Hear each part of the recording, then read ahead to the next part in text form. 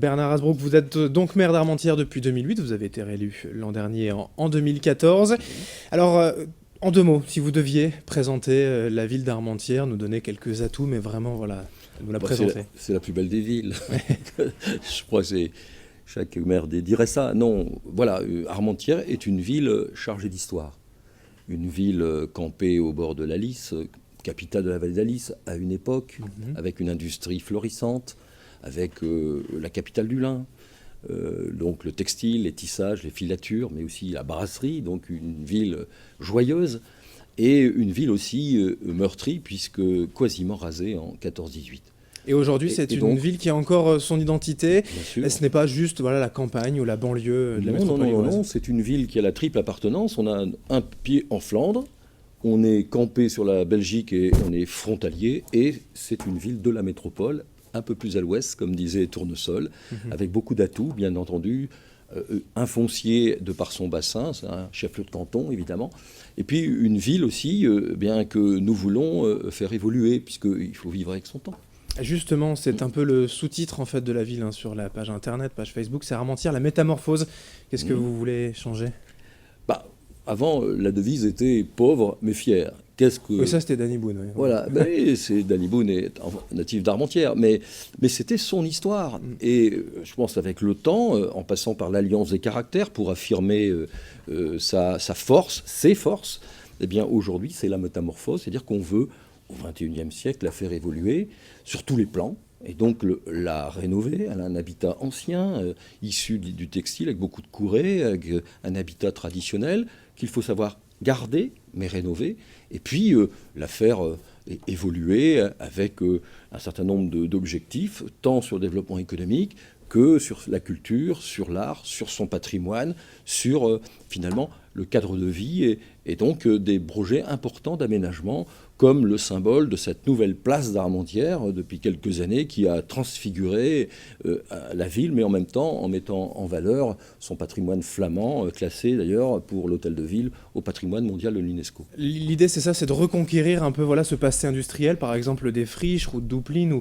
ou ailleurs même, voilà, ce passé riche de la Grand Place ou d'autres en fait, c'est de reconquérir tout ça. Tout à fait. Vous savez, quand vous travaillez à l'évolution d'une ville, il faut éviter qu'il y ait des zones d'ombre et qu'il y ait des quartiers un peu relégués. Moi, je n'ai pas voulu ça. J'ai voulu travailler à la fois sur le centre-ville et dans les quartiers, ce qui suppose évidemment bien beaucoup de moyens, beaucoup de leviers.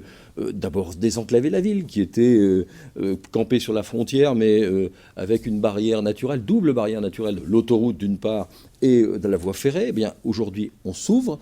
Un passage inférieur réalisé par un de mes prédécesseurs que je connais bien, mais aussi un nouveau pont là que nous allons jeter. D'ailleurs, il est jeté, en tout cas l'infrastructure depuis peu au-dessus de la Lys pour faire en sorte que l'accessibilité à Armentières, 65 000 habitants, avec ces villes voisines qui la touchent. Et donc c'est quand même une agglomération intéressante à l'ouest de l'île. Malgré tout, c'est une agglomération, mais même une ville Armentières qui est trop méconnue selon vous, voilà, des Lillois, enfin en tout cas de l'agglomération lilloise. Oui, je le pense, compte tenu de son accessibilité.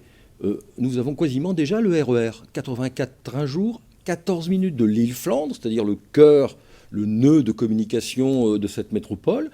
Et puis beaucoup d'atouts, effectivement, Armentières même, intramuros, et présente un tiers de sa superficie en espace naturel, avec une magnifique base de loisirs plein air qui est le fleuron de l'espace naturel, mais aussi avec cette vallée de la Lys qui est un corridor faune-flore qui est vraiment de grande qualité. Donc voilà encore un atout. Son patrimoine est un atout. Nous avons évidemment des vestiges tout à fait intéressants.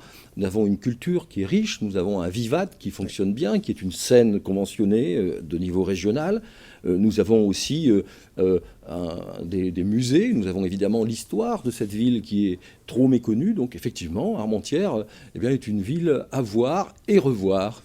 Pour finir pour ce mandat, quel sera le principal objectif Alors je travaille avec désormais Lamel et son président, Damien Castelin, sur un EURA, donc pôle d'excellence EURA loisirs. Il se trouve que nous avons aussi un vestige important, la brasserie, mode cordonnier, qui est aujourd'hui donc campée sur la Lys, qui est une friche Et nous avons trouvé des investisseurs qui, ma foi, pourraient donner à Armentières, eh bien, en plus de sa base de loisirs, en plus d'un espace naturel de grande qualité, un pôle d'excellence important. de la bière et Exactement. des brasseurs. Non, un pôle d'excellence autour du loisir en général, D'accord, avec évidemment une touche symbolique autour de la bière, mais bon, voilà, c'est ça, de conjuguer et raccourcir le temps entre l'histoire et la modernité, c'est aussi le label et ce que je veux faire, moi, de cette ville d'Armentières. Eh bien merci alors Bernard Hasbrouck donc d'être venu aujourd'hui pour nous présenter cette ville d'Armentières. Je rappelle que vous en êtes le maire depuis 2008. Merci. Merci beaucoup.